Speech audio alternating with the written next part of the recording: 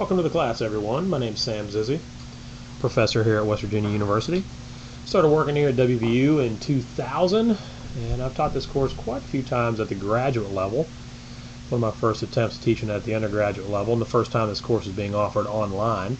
So I hope you look forward to it. And the purpose of this presentation is just to introduce you to the course, what the major units will be, the type of assignments you're expected to complete, and also some expectations of students. So just spend a couple minutes orienting you to the class, and then of course if you have any questions along the way, you're welcome to drop me an email over the summer here, and I'll be glad to help you out.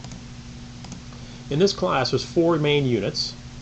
The first unit explores the theories related to really 2 things. One is how psych factors are used to predict injury risk. So how your personality, history of stress, social support, and other factors influence an athlete's risk to get injured, and then also how psychological factors affect the rehabilitation process after injury. So there's some pre-injury models, and then also models for predicting athletes' response to injury afterwards. In the second unit, we're going to focus on emotional responses to injury and what would be considered normal reactions to injury from a psychological perspective, and what might be abnormal or more dysfunctional reactions to injury. In this particular unit, for athletic training students, or certainly certified athletic trainers, it's very important to distinguish in your injured athletes whether they're having quote unquote a normal reaction from a psychological perspective, because basically most athletes are going to experience depression, anxiety, they're going to get mad, they're going to socially isolate themselves for a little bit. It's just trying to determine whether or not they're having a reaction that is dysfunctional and not particularly helpful to them. The third unit, we're going to focus on adherence. This really deals with goal setting, motivation, returning confidence to the athlete, and issues related to that, particularly in rehabs that last longer than a couple weeks. In the last unit, we're going to focus on the pure sports psychology part of it, and that's really relaxation, imagery, and other interventions that are used to facilitate recovery from injury. Each of these units is detailed in your syllabus, and you have assignments that are specific to each unit that you should complete prior to moving on to the next unit.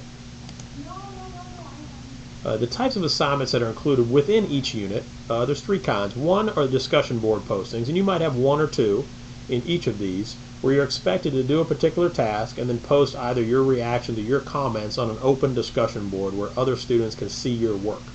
You're also welcome to, but not required to, read other students' posts. So I think it's a good opportunity to interact with students and learn to see what they're thinking, because obviously in an online class that element's missing from the class experience. So you're welcome to interact with them and share some feedback on their postings, share similarities, share differences.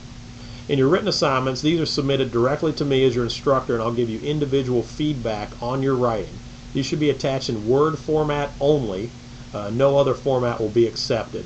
If you have any issues with that, you can let me know, or if you're having technical issues, you can paste the text into the box on eCampus, but you will lose points in the format comment area. For each of these written assignments, make sure you check out the instructions. There's also quizzes in each unit that are based on the readings and the audio lectures for each unit. So please do take time to read all the required material, take your own notes, and be prepared when you start those quizzes, because they are time limited. They're certainly open notes, and you can use whatever materials you want to take those quizzes. However, you only get 1 shot at them. So make sure you're prepared and you're ready to deal with any of the stuff that's coming out of those readings for the quizzes. Some expectations of you guys for taking this class. This is an upper level course, one of the highest and most difficult courses in the sports psych major. It's a very specialized course, and so you are expected to read the material and integrate that material into your work. So if you're making a discussion board comment, you should draw on the readings from that particular unit, as opposed to simply posting your opinion. You won't receive full credit for doing so. You will receive some if you're just posting your opinions or observations, as opposed to linking something from specific from a literature or a research article that you found. Make sure you do read assignment instructions. In an online course, you'll find basically the entire course is laid out in front of you for this entire summer, the next 6 weeks.